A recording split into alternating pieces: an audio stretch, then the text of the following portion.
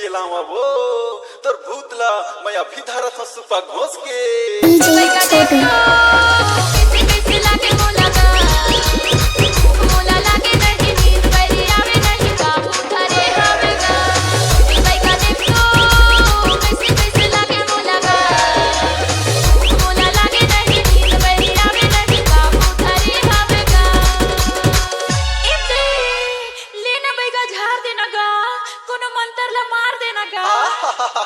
भाई थोड़िक सल कर वो थोड़िक सल कर अभी झाड़ फूंक दे था वो अभी झाड़ फूंक दे था मंतर मंतर घो घो चारा पांच बिलैया बुद्धू पार सबके झारे रोटी खाए मोर झारे मरघट्टी जाए फू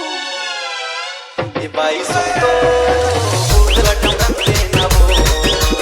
बने फूंक झाड़ दे हूँ मंतर लमार दे हूँ सुबह को सब दे ना वो बने फूंक झाड़ दे हूँ मंतर लमार दे हूँ सुबह को सब दे ना वो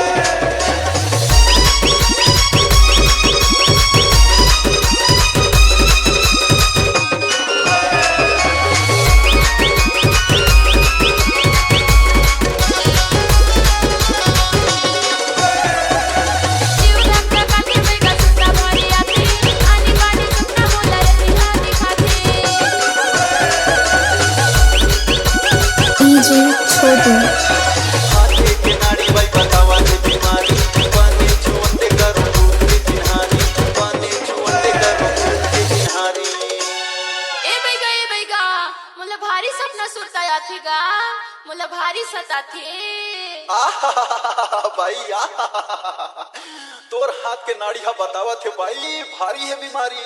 पर ते सल कर भाई सल कर मैं फूक झाड़ के तोला ठीक कर दे हूँ भाई ठीक कर दे हूँ ये भाई रुको भूतला टमड़न दे ना वो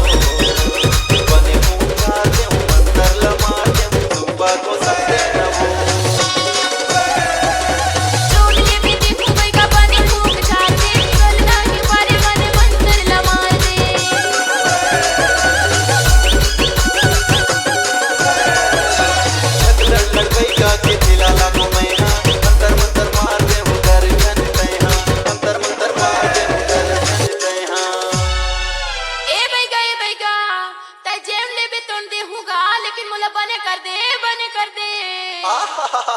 भाई